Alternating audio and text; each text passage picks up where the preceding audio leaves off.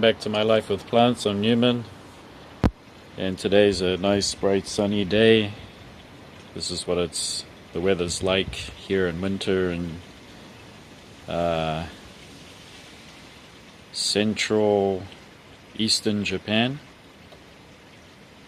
It's inland, it's not close to the coast, but here we experience very cold winters that can go down to -8, which is something like 16 or 17 degrees Fahrenheit. We can have permafrosts in the soil, but for the most part, just about every day is very bright and sunny without a cloud in the sky, and the humidity is very low. It's about 35 to 40% humidity. We do have the odd rainy day, but it's just the drizzle. It's not much to really wet down deep in the soil, just the surface, so there's just a little sporadic rain, but mainly dry. And at this time of the year, Mammillarias come into bloom. This is Mammillaria comptotricha. A lot of people have this in their collection. For me, it is one of the best and easiest growing cacti. I do have it up on a wall that's about 5 foot up in this pot that's quite deep, so its taproot can go down. You can see there one of the blooms opening up, and another one. Hopefully we can focus in on that. So hoverflies come in to pollinate the flowers of the comptotricha. I notice it attracts hoverflies, which are tiny little flies with stripy abdomens, or the bottom underneath where the wings are striped, and they're just little tiny things that hover. They really like to come in and get the nectar. So what's really unique about comptotricha is not only does it have a taproot, but it has this kind of bird nest way that it grows. So these, it doesn't have any central spines at all. They're all radiating spines, and there's up to 5 of them, and they are attached to the tubercles, or the pronounced parts of the ribs. So they kind of are long and extended instead of flat and against the body of the cactus. They kind of protrude right out, and they're pretty flexible. So you can actually move these ribs around. They're very, very succulent and flexible, and the spines are also kind of like wiry and reflexed against the cactus, so it produces this kind of bird nest look. It's pretty prolific with its branching out, so you can see here that this is making a clump. It does have a few other visitors in here, which are Mammillaria thimble cactus. So they're sharing this pot here, but from now it'll keep flowering on and off all the way through the winter, straight into spring and right into summer. So comptotricha is a real neat cactus to have.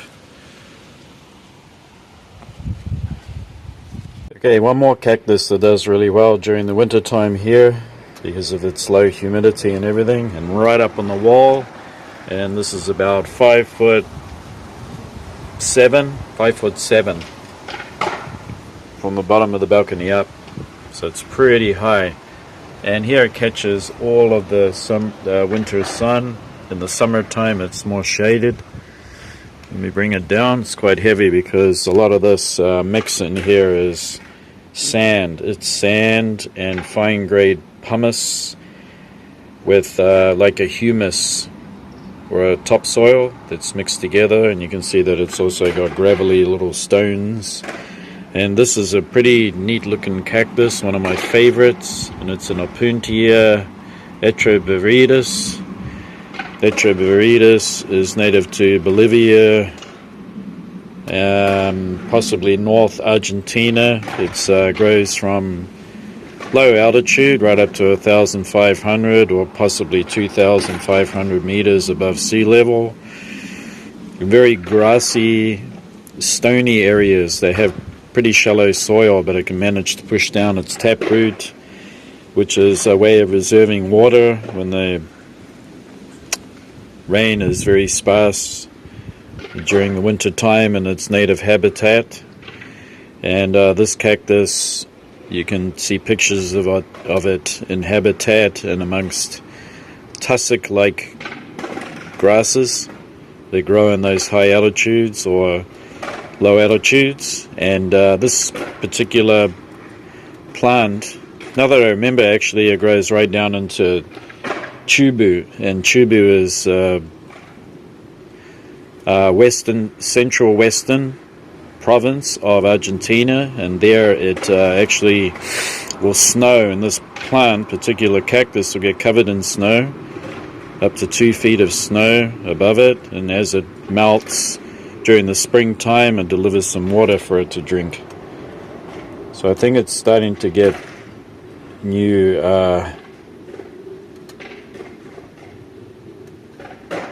it's starting to try to put out some new heads there, or new growth. That one just goes back up on here.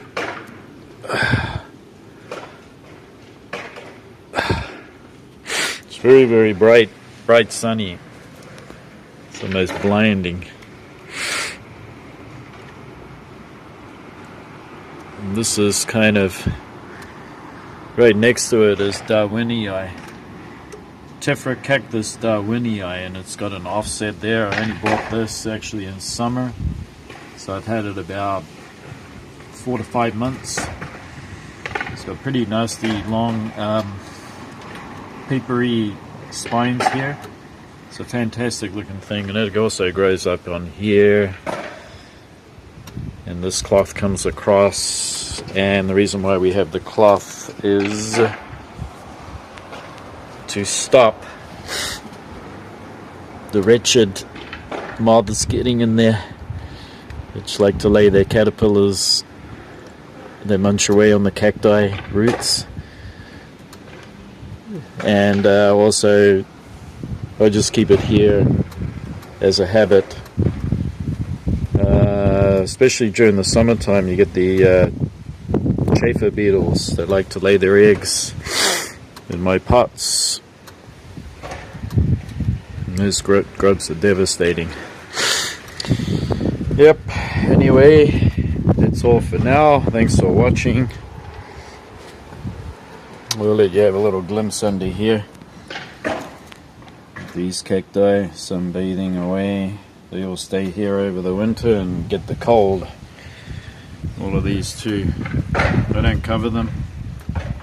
No cover. They're going to get down to -8 degrees. But then again, we have the low humidity, and they can get through it.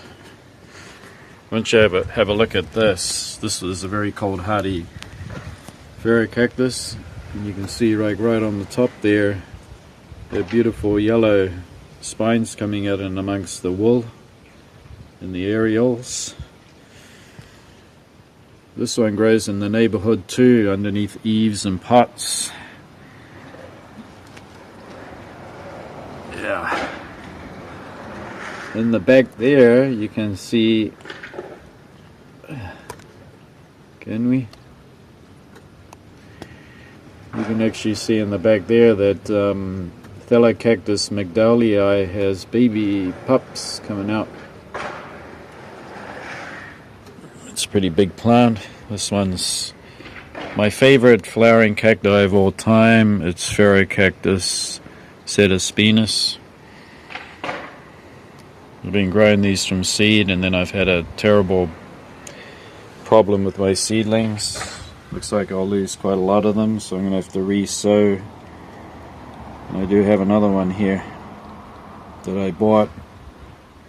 Doesn't take up too much room, so that's actually its maximum amount of growth, height, and then it'll offset. But its flowers are magnificent, fragrant flowers. Yep.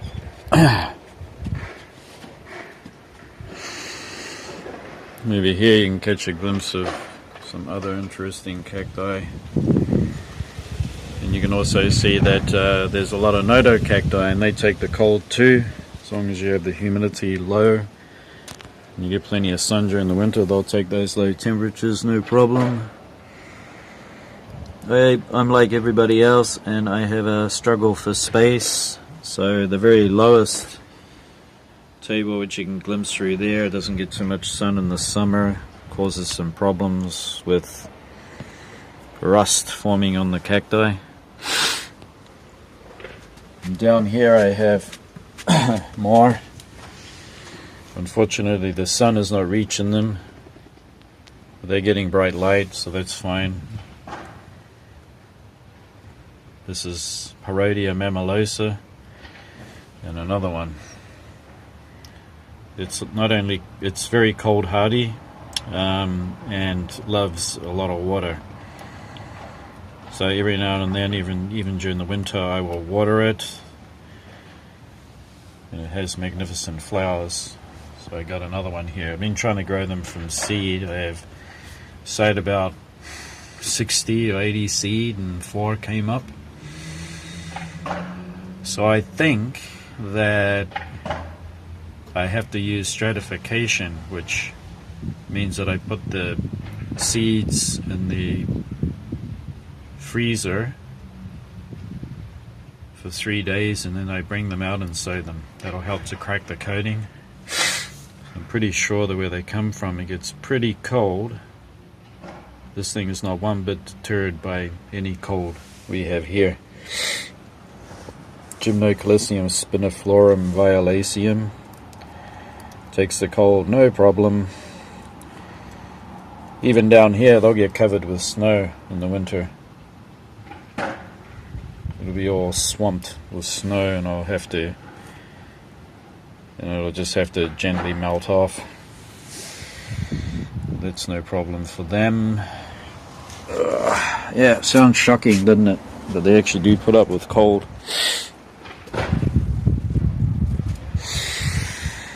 Up here you got a nice pot of Mammillaria nervosa. No, not nervosa, sorry, gracilis. And you have the prolifera. You got here, can't remember its name. It's got fishhook. We'll see how that goes in the winter. This is one of the most interesting high altitude plants that you will find, and it is a member of the Tillandsias.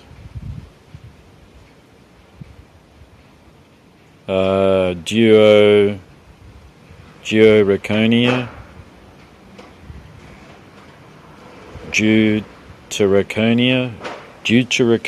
oh, trying to read this label here. Chloransa subspecies. So this one is really starting to grow, and it loves the bright sunshine. Lots of bright winter sunshine and lots of air, and kept on the dry side, so when I water it, it dries right out when I have to water it again. It's growing a very fine grade Akadama, although you don't need that. You can just have a gravelly mix with a little bit of loam in it.